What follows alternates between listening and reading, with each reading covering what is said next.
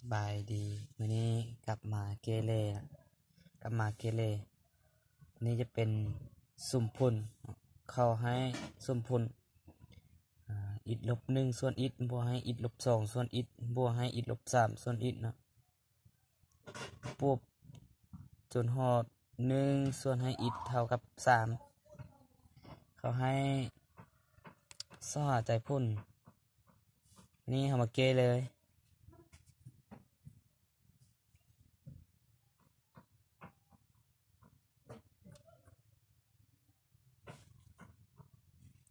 เขาสังเกตจะสมผลนี้มีเงื่อนไขคือ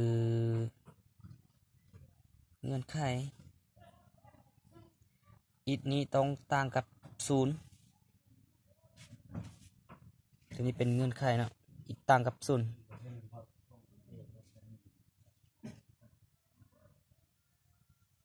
แล้วจะสมผลอิฐลบ1ส่วนอิฐบวกอิฐลบ2ส่วนอิฐบวกอิฐลบ3ส่วนอิฐบวกจนหอ1ส่วนอิฐเท่ากับ3เราสังเกตจากอิฐลบ1ส่วนอิฐตัวนี้เราจะได้1ลบให้1ส่วนอิฐบวกให้ตัวต่อไปนี่ก็คือกัน2ส่วนอิฐบวก1ลบ3ส่วนอิฐบวกจุดห่อ1ส่วนอิฐเท่ากับ3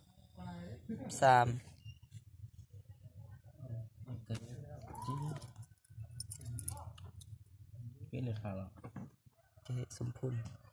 แล้วเขาวางเขาสังเกตจะตัวนี้จะแต่ละพจน์เนาะสังเกตจากตัวนี้คือพจน์ที่1คือ a1 เขาหรือว่าวาง a1 เท่ากับ1ลบ1ส่วน x ตัวทวีเนาะคือ d นี้เท่ากับลบ1ส่วน x แล้วก็พจน์ที่ an นี้เท่ากับ1ส่วน x แล้วขอให้สอ n นี้เท่ากับเท่าไหร่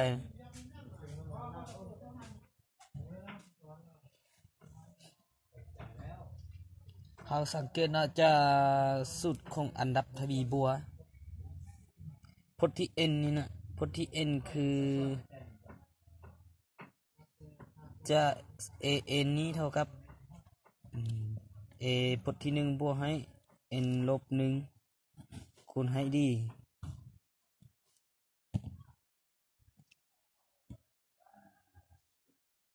พจน์ที่ n นี้เราได้1ส่วน x นะ a1 คือ1ลบให้1ส่วน x มาบวกให้ n ลบ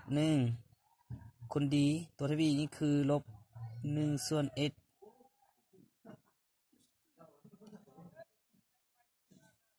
ทีนี้เราย้าย1ลบ1ส่วน x มาคำฟ้านะแล้วก็1นี้มาคำฟ้าได้2ส่วนให้ x ลบ1เท่ากับn ลบ1คูณให้ลบให้1ส่วน x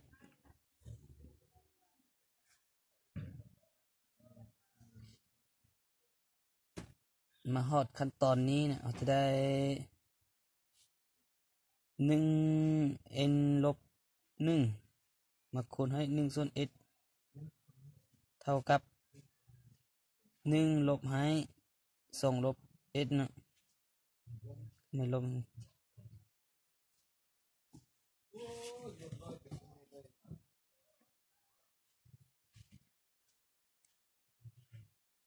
แล้วตัวนี้จะได้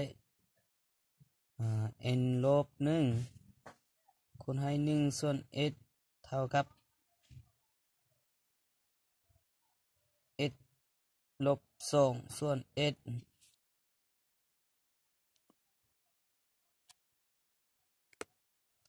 ว่าตัวนี้ s นี้กับ s นี้หมดไปจะได้ n ลบ1เท่ากับ s ลบ2เอาถอนเอา n เท่ากับ s ลบ1วันนี้ได้เนาะค่าของ n เราได้ค่าของ n มาเท่ากับ s ลบ1แล้วเดี๋ยวนี้ค่าของ n เราซ่อได้มาแล้วเนาะ s ลบ1แล้วเดี๋ยวนี้เราต้องการซ่อหาใจพุ่นคือค่าของ s เราต้องไปนำใช้สูตรของอันดับทวีบัวนะเราต้องนำใช้สูตรของอันดับทวีบัว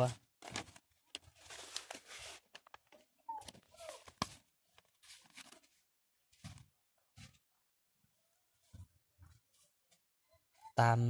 สูตรอันดับทวีบัวเนาะ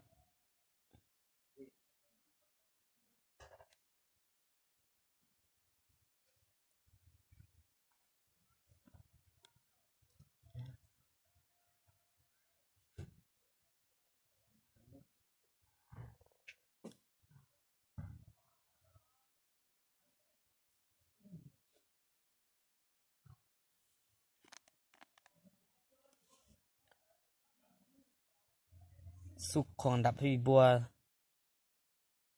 ของผลบวกพจน์ติดต่อกันจะได้ n คูณให้ a 1บวกให้ a n ส่วน2เท่ากับ3พอผลบวกของเราเท่ากับ3มันจะได้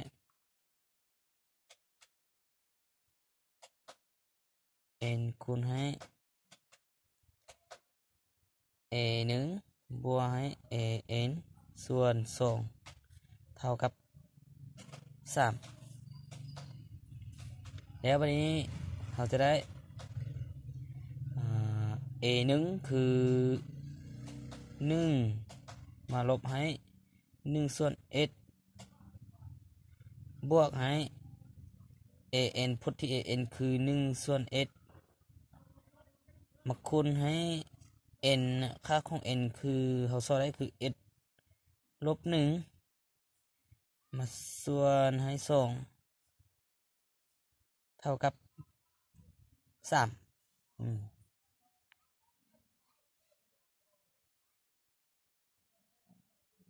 แล้วเดี๋ยวนี้ลบ1ส่วน s นะบวกกับ1ส่วน s หมดไปเราจะได้ยังเหลือแต่ s ลบ1ส่วน2เท่ากับ3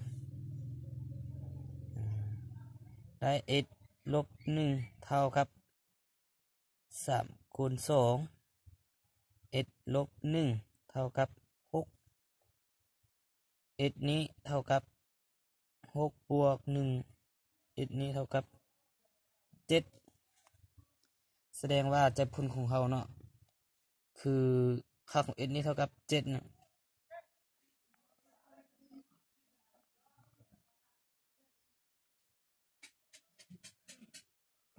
สังเกตเบิ่งนำกันว่าบันไดบ่เข้าใจก็คุณครัวเติมนะเฮียนเติมเบิ่งเติมว่าบันไดที่ว่ายังบ่ชัดแจ้งบ่ชัดเจนว่ามีวิธีมากก็ใช้ความรู้นำกันก็ได้เฮียนรู้นำกันบทเลขตัวนี้จะเป็นบทเลขเข้าซบเซ็งหิมเก่งบทเลขซบเซ็งหิมเก่งอยู่เครื่องรัวบางตัวนี้เพราะนี้จะเป็นบทเลขเข้าซบเซ็งหิมเก่ง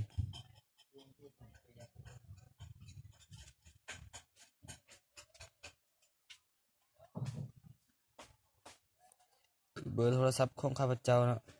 59796104ถ้าผู้ใดได้เบิ่งได้ติดตามก็ติดตามเบิ่งเนาะ Subscribe หรือว่ากดติดตาม